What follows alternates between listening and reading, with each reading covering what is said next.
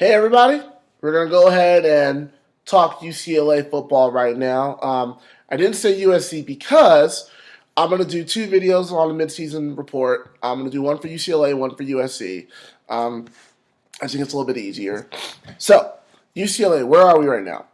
They're 5-2, exactly like I predicted this year, so I'm tip myself for that. But the two losses came in games I didn't expect. I expected them to lose to Rice and Houston. They didn't. They instead lost to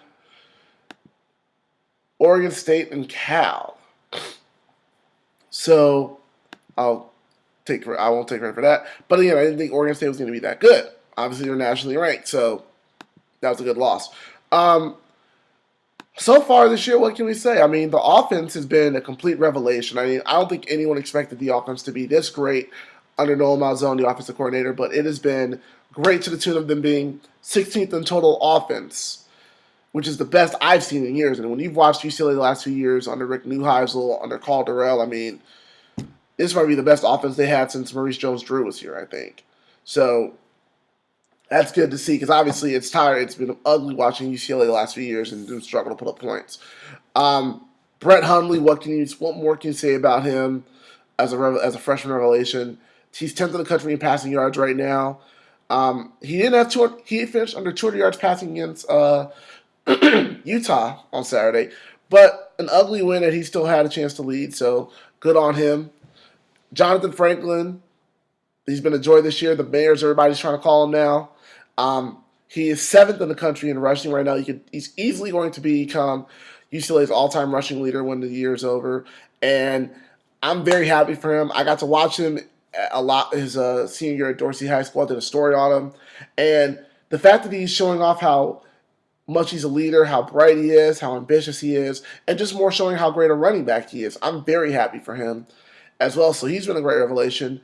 Defensively, surprise of the year has been Anthony Barr. I mean, the guy was a running back coming out of high school at Loyola High School out here. But now he's shown that he can play linebacker, and he's been an absolute terror. I mean, he's got 6 sacks on the year. His name's always being called during the games, making a big play. Just shows you how versatile he is. And I really enjoy watching him play. And I think he's been the guy I was looking for this year who's going to step up on defense. If there is a weakness for UCLA, though, it's their secondary. And it seems like the last few years their secondary has been their trouble point. I mean, even now, when they lost to Oregon State and Cal, both teams with average quarterbacks who found ways to pick them apart. And I can't explain it. I mean, Sheldon Price had 3 interceptions in one game, but since then, he's been relatively quiet for the most part. He does have 4 interceptions total on the year, which is good for putting him among the national leaders. But the secondary has got to just find a way to step up because over the next few weeks, we have Arizona State, Arizona, USC, Stanford, all teams with quarterbacks who can definitely pick apart the secondary if necessary. So UCLA's got to shore that up. If I had to say where they can go from here, I mean, as far as what happens next, they have a bye this week, which is great because guys can heal up. But after the bye, this is where the meat of the schedule comes in.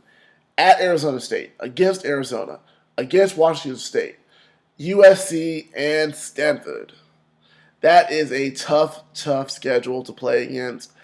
If I had to say my prediction, going 2-3 would be favorable, which would put them at 7-5 on the year and possibly still put them in for a bowl game. However, they could beat Arizona. I think they can win a shootout with Arizona. Like I said, I've already chalked up the USC game. They could lose to Arizona State, but best case scenario, they could go 4-1. They could beat the Arizona schools. They could beat Washington State. Stanford comes to UCLA, which is probably going to be favorable because Josh Nunez still hasn't won a road game this year. So I think that probably can help them out a little bit. But they could go 4-1, which make them 9-3. So I think it really depends on how much better this offense can be as the season wears on. How much tougher can the defense get? And I think that UCLA will be in position to go to a bowl game. And by the way, if UCLA wins 8 or 9 games, you have to give credit to Jim Moore as Pac-12 Coach of the Year. You have to give him some consideration for it. Because nobody thought UCLA was going to be this good. No one thought their offense was going to be this good. No one thought their defense was going to be this impressive. You have to give him some credit. It's Coach of the Year, possibly. All right. That's all I got. UCLA's got a bye this week, like I said. So enjoy the rest. Next week I'll talk about USC in the recap. But that's my UCLA midseason report. Enjoy the Clash. Peace. 7 a.m. Move yourself to go again.